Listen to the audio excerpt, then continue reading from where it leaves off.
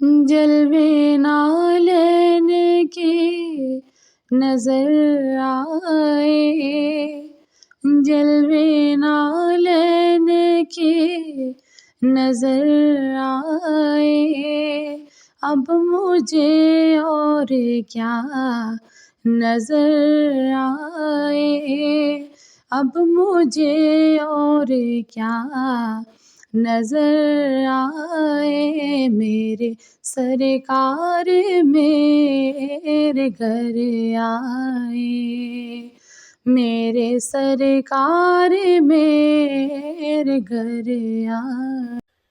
اعوذ باللہ من الشیطان الرجیم، بسم اللہ الرحمن الرحیم، اللہم صلی علی سیدنا و مولانا محمد وعلی آلہ وصحبہ وبارک وسلم۔ رب اشرح لی صدری ویسر لی امری واحلل عقدۃ من لسانی یفقہوا قولی، رب زدنی علما۔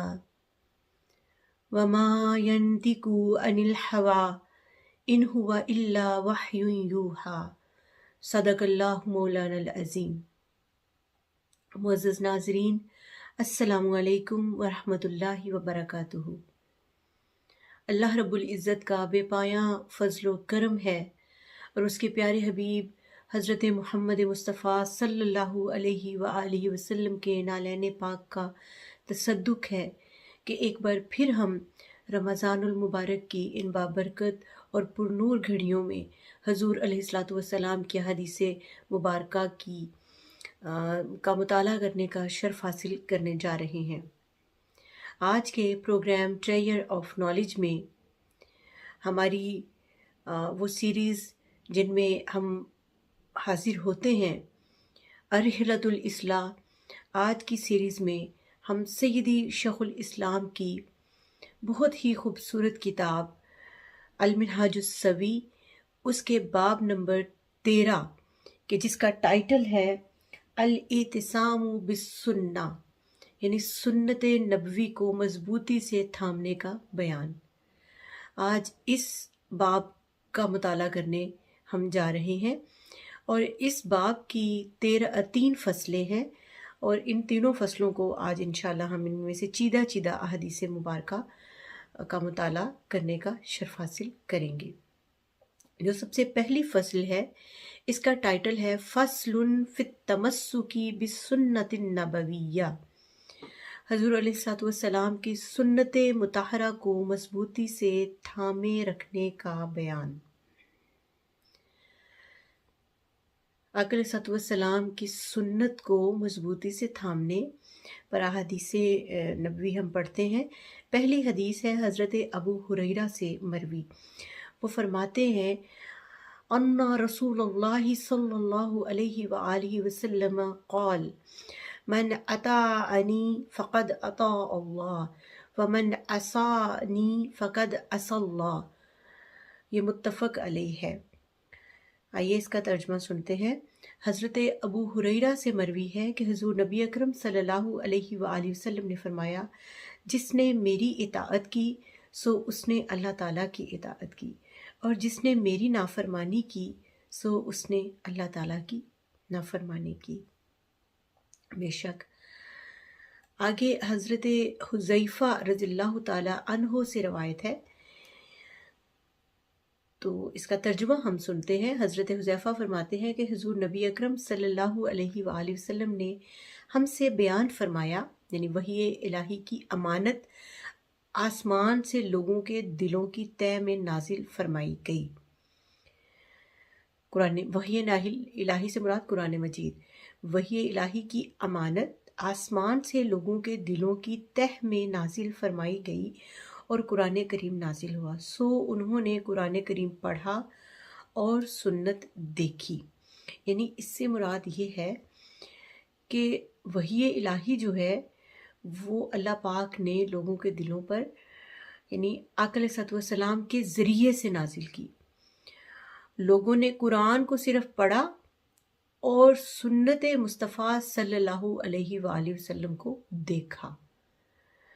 تو یہاں پہ سنت نبوی کی اہمیت قرآن پاک کے ساتھ جوڑی گئی کہ آقا علیہ الصلوۃ والسلام کے ذریعے سے پہلی بات یہ ہے کہ قرآن پاک ہمیں جو اتنی بڑی نعمت اللہ پاک کی بارگاہ سے ہمیں حاصل ہوئی، اس کے حصول کا ذریعہ بھی آقا علیہ الصلوۃ والسلام بنے، اور پھر حضور علیہ الصلوۃ والسلام کی سنت کے ذریعے ہی سے ہم قرآن پاک پر عمل کرنے کے قابل بنے۔ اگلی روایت ہے حضرت ابی ہریرہ رضی اللہ تعالیٰ عنہ سے، فرماتے ہیں حضور نبی اکرم صلی اللہ علیہ وآلہ وسلم نے فرمایا، میری ساری امت جنت میں داخل ہوگی سوائے اس کے جس نے انکار کیا۔ صحابہ نے عرض کیا، یا رسول اللہ صلی اللہ علیہ وسلم کس نے انکار کیا؟ آپ صلی اللہ علیہ وآلہ وسلم نے فرمایا، جس نے میری اطاعت کی وہ جنت میں داخل ہوا، اور جس نے میری نافرمانی کی، یعنی جس نے میرا انکار کیا، جس نے میری نافرمانی کی اس نے ہی انکار کیا، اور جس نے انکار کیا وہ جنت میں داخل نہیں ہوگا۔ تو آگے حضرت اگلی روایت کی طرف ہم بڑھتے ہیں۔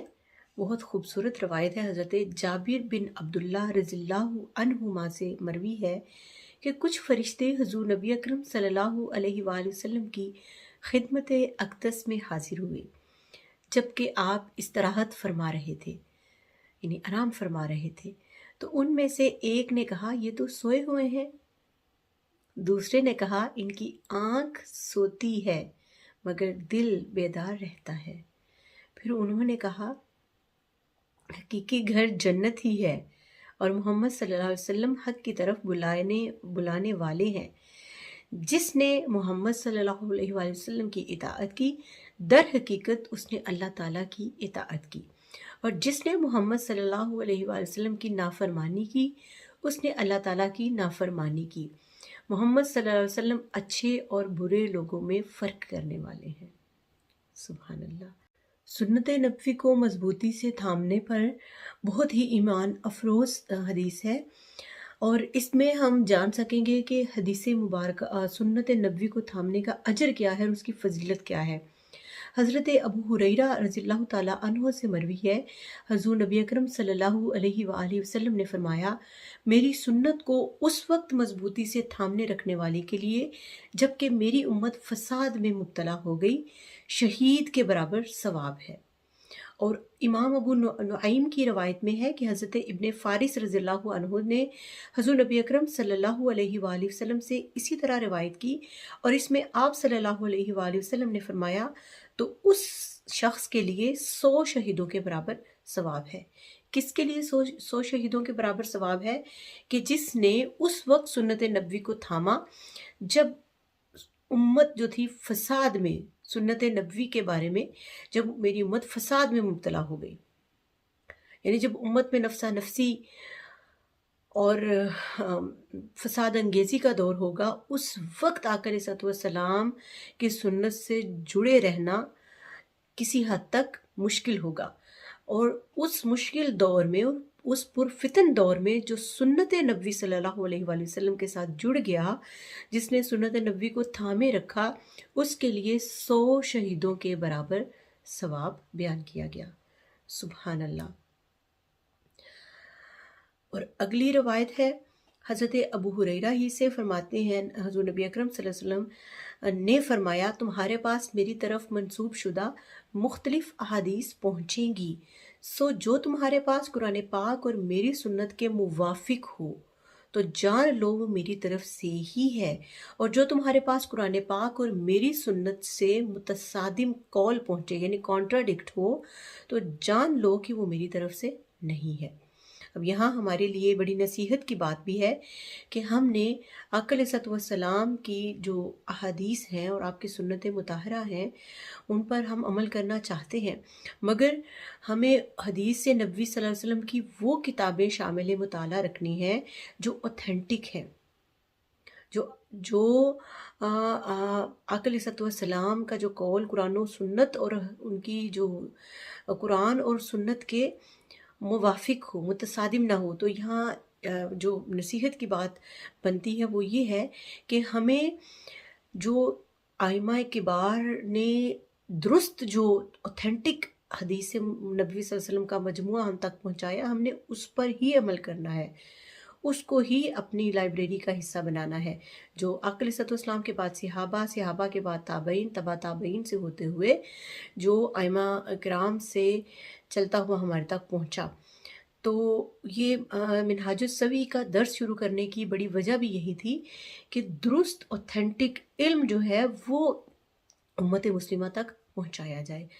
تو منہاج السوی کی ایک جو اسپیشلٹی ہے، جو اس کو ممتاز مقام حاصل ہے، وہ یہ ہے کہ اس کی جو تقاریز ہیں، یعنی جو اس کا جو سٹارٹ پہ جو لکھی گئیں تحریریں ہیں، وہ پاکستانی ائمہ اور علماء کی نہیں، وہ اہل عرب جو مختلف یونیورسٹی کے شیوخ ہیں، چانسلر اور وائس چانسلر کے رتبے پر فائز ہیں، اور یعنی جامعۃ الازہر جس کو جامعہ ام الجامعات کہا جاتا ہے، ان کے جو شیوخ اور ان کے جو شیخ ازہر ہیں، انہوں نے اس کو اس کی اتھینٹسٹی کے اوپر لکھا، اور انہوں نے اس پہ تقریز لکھی، یعنی دیباچے لکھے۔ تو یہ احادیث، یہ جو حدیث نبوی صلی اللہ علیہ وسلم کا بہت بڑا مجموعہ جس کو پڑھنے کی سعادت ہمیں ملی، یہ مختلف یونیورسٹیز کا حصہ ہے، وہاں پڑھائی ایز اے نصاب پڑھائی جاتی ہے۔ تو لہٰذا یہ حدیث نبوی جو ہم نے پڑھی کہ حضور صلی اللہ علیہ وسلم نے فرمایا، میرے پاس وہ قول جو قرآن اور سنت کے موافق ہو اس کو ایکسیپٹ کرو، اور ایسی حدیثیں پڑھیں اور انہی حدیثوں پر عمل کریں جو اوتھینٹک ہوں۔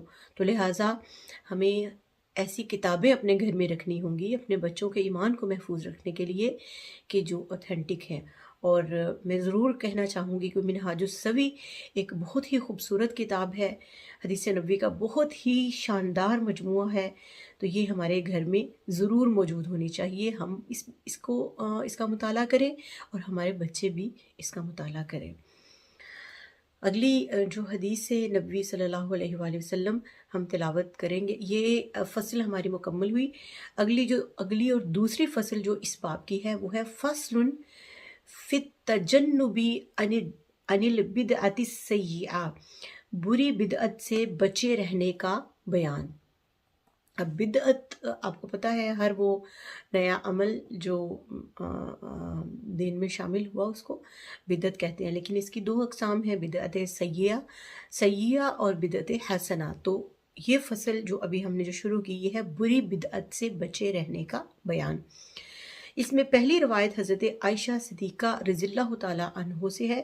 یہ روایت ہم میں سے بہت سے لوگوں نے جنہوں نے پاکستان میں تعلیم حاصل کی، انہوں نے اپنے سلیبس میں یہ پڑھی بھی ہوگی، یعنی اسلامیات میں پڑھی ہوگی۔ میں نے یہ پڑھ رکھی ہے، بلکہ ہم نے زبانی بھی یاد کی ہوئی تھی۔ تو حضرت عائشہ رضی اللہ تعالیٰ عنہ سے یہ روایت ہے، قالت قال رسول اللہ صلی اللہ علیہ وآلہ وسلم من احدث فی امرنا ھذا ما لیس فیہ فہو رد۔ یہ متفق علیہ حدیث ہے۔ اس کا ترجمہ سنیے۔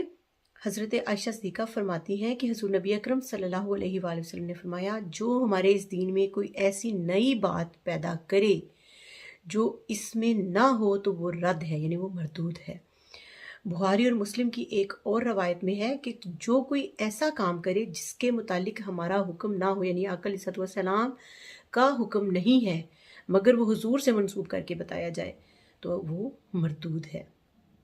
استغفر اللہ۔ جابر بن عبداللہ رضی اللہ عنہما سے روایت کرتے ہیں کہ حضور نبی اکرم صلی اللہ علیہ وآلہ وسلم جب خطبہ دیتے تو آپ صلی اللہ علیہ وآلہ وسلم کی چشمان مقدس سرخ ہو جاتی، آواز بلند ہو جاتی اور جلال زیادہ ہو جاتا، اور یوں لگتا جیسے آپ کسی ایسے لشکر سے ڈرا رہے ہوں جو صبح و شام میں حملہ کرنے والا ہو، اور فرماتے، میں اور قیامت ان دو انگلیوں کی طرح ساتھ ساتھ بھیجے گئے ہیں۔ پھر آپ صلی اللہ علیہ وسلم انگشت شہادت اور درمیانی انگلی کو ملاتے، یعنی شہادت کی انگلی اور درمیانی انگلی کو ملاتے، اور حمد و ثنا کے بعد فرماتے، یاد رکھو بہترین بات اللہ تعالیٰ کی کتاب ہے اور بہترین سیرت محمد مصطفیٰ صلی اللہ علیہ وآلہ وسلم کی سیرت ہے، اور بدترین کام عبادت کے نئے طریقے نکالنا ہے، اور عبادت کا ہر نیا طریقہ گمراہی ہے۔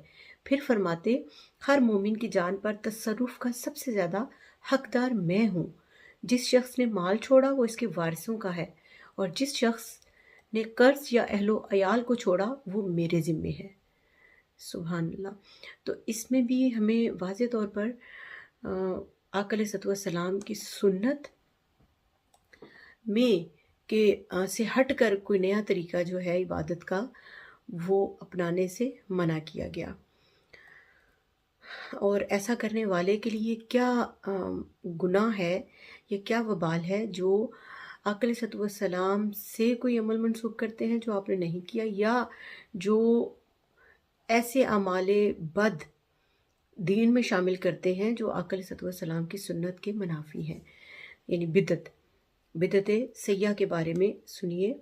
حضرت حذیفہ رضی اللہ تعالی عنہ نے بیان کیا، حضور نبی اکرم صلی اللہ علیہ وآلہ وسلم نے فرمایا، اللہ تعالیٰ بدعتی کا روزہ، نماز، حج، عمرہ اور جہاد اور کوئی فرض و نفل عبادت قبول نہیں فرماتا۔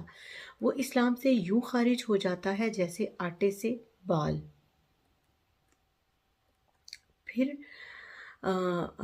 امام ابن ماجہ اور امام ابن ابی عاصم نے کتاب السنہ میں حضرت عبداللہ بن عباس رضی اللہ عنہما کی روایت بیان کی۔ ان کے الفاظ یہ ہیں، حضور نبی اکرم صلی اللہ علیہ وآلہ وسلم نے فرمایا، اللہ تعالیٰ نے کسی بدعتی کے عمل کو قبول کرنے سے انکار کر دیا ہے جب تک کہ وہ بدعت چھوڑ نہ دے۔ اور ایک روایت میں حضرت انس بن مالک رضی اللہ تعالیٰ عنہ بیان فرماتے ہیں کہ حضور نبی اکرم صلی اللہ علیہ وآلہ وسلم نے فرمایا، بے شک اللہ تعالیٰ کسی بدعتی کی توبہ قبول نہیں فرماتا جب تک کہ وہ اس ارتکاب بدعت سے باز نہیں آ جاتا، یعنی وہ بدعت جو وہ کر رہا ہے بدعت سیاح، اس سے توبہ نہیں کر لیتا۔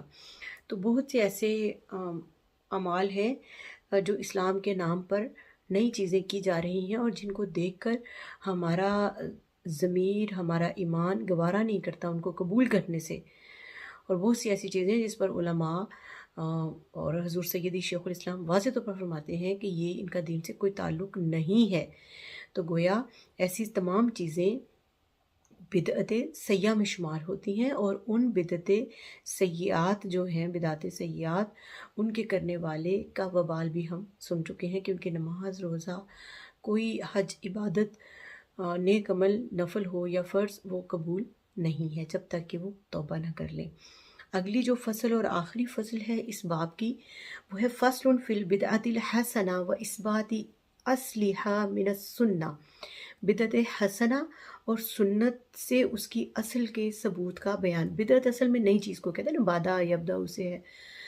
تو اب جو چیزیں نئی ہیں، کیونکہ دین جو ہے یہ قیامت تک کے لیے ہے، تو کئی ایسی چیزیں جو بدعت حسنہ میں شمار ہوتی ہیں اور سنت سے ان کے اصل کا ثبوت ملتا ہے، یعنی وہ اصل سے جدا نہیں ہے، وہ آقا علیہ السلام کی سنت کے ساتھ ہی مربوط ہیں، اور سنت سے کہیں نہ کہیں وہ لنک کرتی ہیں۔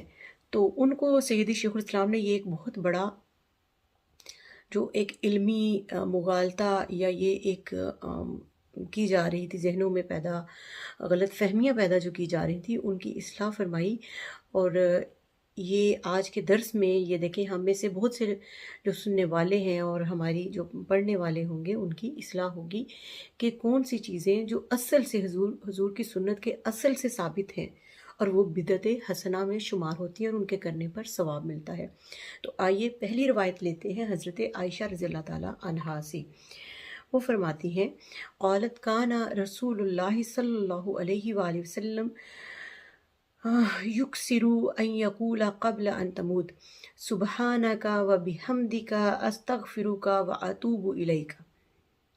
حضرت عائشہ صدیقہ فرماتی ہیں کہ حضور نبی اکرم صلی اللہ علیہ وآلہ وسلم وصال سے پہلے بکثرت یہ کلمات فرماتے تھے، سبحانک اللہم ربنا वबिहम्दिका अस्तगफिरुका व अतूबु इलैक। मैंने अर्ज़ किया, या रसूल अल्लाह, अब ये आपने ये नए कलिमात क्यों पढ़ने शुरू कर दिए जिन्हें मैं आपको पढ़ते हुए देखती हूँ?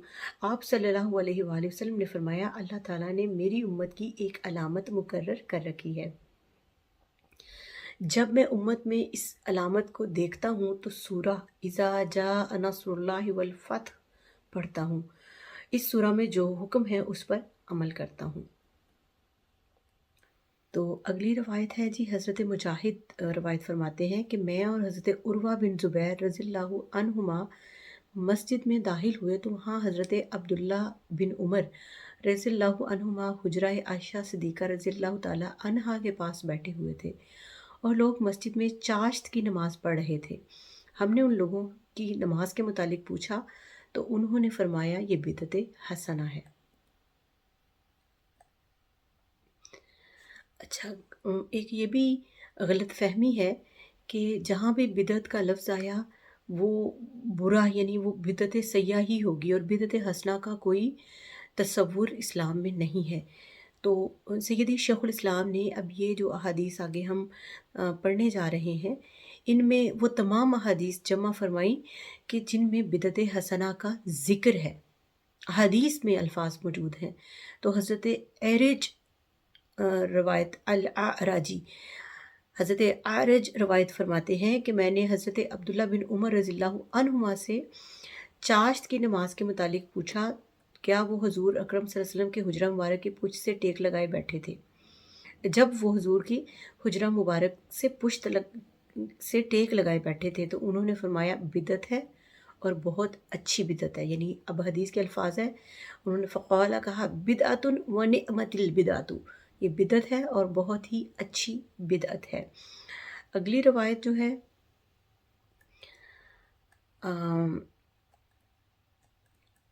नमाज तरावी के मुतालिक है। हज़रत अब्दुर्रहमान बिन अब्दुल कारी रवायत फरमाते हैं कि मैं हज़रत उमर रज़ियल्लाहु अन्हु के साथ रमज़ान की एक रात मस्जिद की तरफ निकला तो लोग मुतफर्रिक थे, यानी बिखरे हुए थे। कोई तन्हा नमाज पढ़ रहा था और कोई गिरोह के साथ। हज़रत उमर रज़ियल्लाहु अन्हु ने फरमाया, मेरे ख्याल में इन्हें एक कारी के पीछे जमा कर दिया जाए तो अच्छा होगा। यानी अलग अलग नमाज़ें तरावी पढ़ रहे थे। तो हज़रत उमर ने फरमाया, मेरे ख्याल में इन्हें एक कारी के पीछे जमा कर दिया जाए तो बहुत अच्छा होगा। बस हज़रत अबी बिन काब के पीछे सबको जमा कर दिया गया। फिर मैं एक दूसरी रात को इनके साथ निकला और लोग अपने कारी के पीछे नमाज पढ़ रहे थे। हज़रत उमर रज़ियल्लाहु अन्हु ने फरमाया, ये कितनी अच्छी बिदअत है और जिस नमाज यानी तहज्जुद से ये सोए हुए रहते हैं इससे बेहतर है जिसका क़याम करते हैं, यानी तरावी से मुराद है। आखिर रात जब लोग रात के पहले पहर क़याम करते थे, यानी तहज्जुद की नमाज तरावी से अफजल है।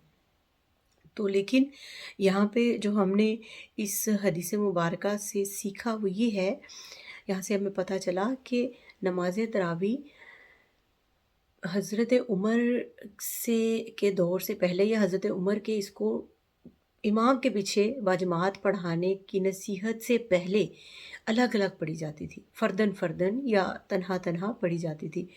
और आज जो नमाज तरावी हरमैन शरीफैन में भी पूरे अहले अरब में और हमारी मसाजिद में, पाकिस्तान और दुनिया भर की मसाजिद में नमाज तरावी कारी के पीछे बाजमात अदा की जाती है।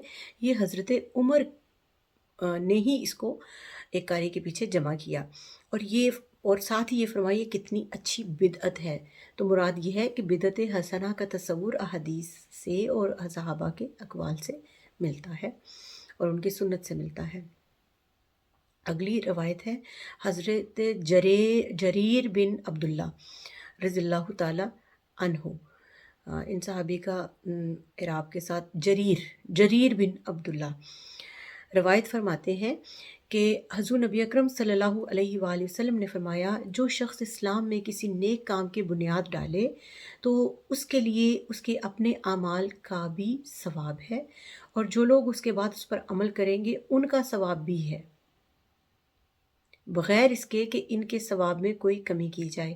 اور جس نے اسلام میں کسی بری بات کی ابتدا کی تو اس پر اس کے اپنے عمل کا گناہ بھی ہے، اور جو لوگ اس کے بعد اس پر عمل کریں گے اس بری بات پر، تو اس پر ان کا گناہ بھی ہے، بغیر اس کے کہ ان کے گناہ میں کچھ کمی کی جائے۔ یعنی نیک کام کی بنیاد ڈالنے والے کو، جو خود اس نے نیک کام کیا، اس کا اجر تو ملے گا ہی، لیکن اس کے بعد جتنے لوگ اس نیک کام کو کریں گے ان سب کے اعمال میں کمی کیے بغیر، ان کی نیکی میں کمی کیے بغیر اس بندے کو الگ سے اجر ملے گا، جتنے لوگ اس کی پیروی کریں گے، پیروی میں وہ نیک کام کریں گے۔ اسی طرح اگر کوئی برے کام کی بنیاد ڈالتا ہے تو اس کو اپنی برائی کا تو گناہ ملے گا، مگر اس کو دیکھ کر جس نے برائی آگے بعد میں فالو کی ان سب کا گناہ بھی اس کے اعمال میں لکھا جائے گا۔ تو اس سے بھی پتہ چلتا ہے کہ بدعت حسنہ موجود ہے، حدیث کی روشنی میں اس کا تصور موجود ہے۔ حضرت ابو ہریرہ سے روایت ہے، حضور نبی اکرم صلی اللہ علیہ وآلہ وسلم نے فرمایا، جس نے ہدایت کی طرف بلایا اس کے لیے اس راستے پر چلنے والوں کی مثل ثواب ہے، اور ان کے ثواب میں سے کچھ بھی کم نہ ہوگا، اور جس نے گناہ کی دعوت دی اس کے لیے بھی اتنا ہی گناہ ہے جتنا اس بدعملی کا مرتکب ہونے والوں پر ہے، اور ان کے گناہ میں بھی کوئی کمی نہیں ہوگی۔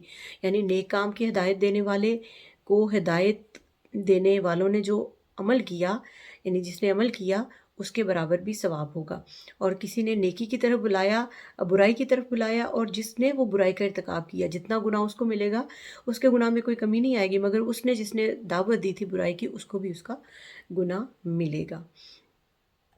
تو گویا نیک کام کی طرف بلانے والے اور دعوت دینے والے کو تمام نیک کام جو کرنے والے بعد میں ہوں گے ان کے برابر ثواب ملے گا، اور برائی کی طرف بلانے والے اور دعوت دینے والے کو تمام جو برائی کا ارتکاب کرنے والے ہوں گے ان کے برابر گناہ ملے گا۔ تو گویا یہ بات پتہ چل گئی، بدعت حسنہ خیر کا باعث ہے اور بدعت سیئہ جو ہے وہ شر کا باعث ہے۔ اگلی روایت کی طرف آتے ہیں۔ حضرت بلال بن حارث سے مروی ہے کہ آقا علیہ الصلوۃ والسلام، حضور نبی اکرم صلی اللہ علیہ وآلہ وسلم نے فرمایا، جس نے میرے بعد کوئی ایسی سنت زندہ کی جو مردہ ہو چکی تھی تو اس کے لیے بھی اتنا ہی اجر ہوگا جس پر اس دیگر عمل کرنے والوں کے لیے، باوجود اس کے کہ ان کے اجر و ثواب میں کوئی کمی نہیں آئے گی۔ اور جس نے برائی کی بدعت نکالی جسے اللہ عز و جل اور اس کا رسول پسند نہیں کرتے تو اس پر اتنا ہی گناہ ہے جتنا اس برائی کا دیگر ارتکاب کرنے والوں پر ہے، اور اس سے ان کے گناہوں کے بوجھ میں بالکل کمی نہیں آئے گی۔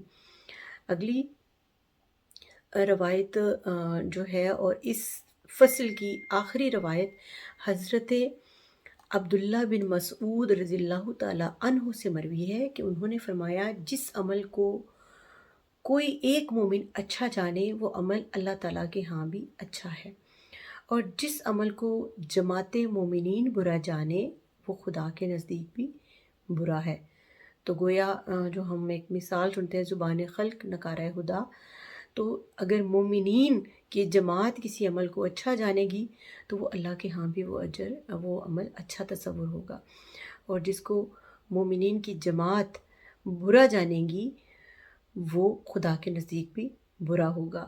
تو گویا آج کے اس باب میں باب نمبر جو 13 تھا وہ مکمل ہوا منہاج السوی سے، اور اس میں ہم نے حضور علیہ الصلوۃ والسلام کی سنت مطہرہ کو مضبوطی سے تھامنے کی فضیلت، اہمیت اور اس کا اجر جانا، اور آقا علیہ الصلوۃ والسلام سے کوئی ایسی بات منسوب کرنے کا وبال بھی جانا کہ جو آپ صلی اللہ علیہ وسلم کی سنت اور قرآن سے متصادم ہے۔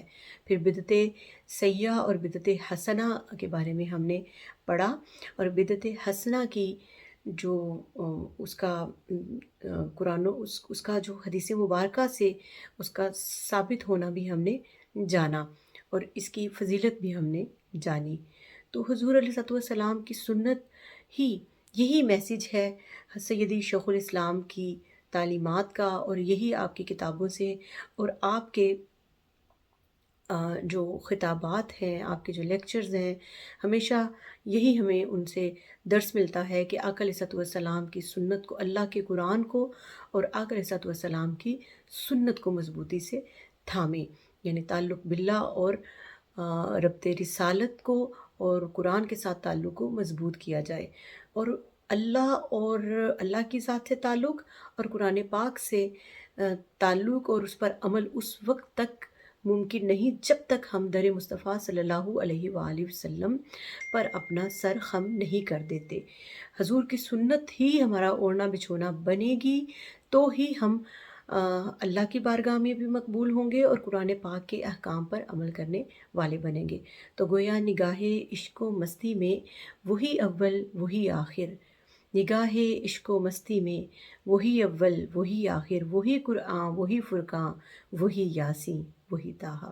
اللہ رب العزت ہمیں آقا علیہ الصلوۃ والسلام کی سنت مطہرہ کو مضبوطی سے تھامے رکھنے کی توفیق عطا فرمائے، اور حضور علیہ الصلوۃ والسلام کی سنت کو ہی اپنا اوڑھنا بچھونا بنائے۔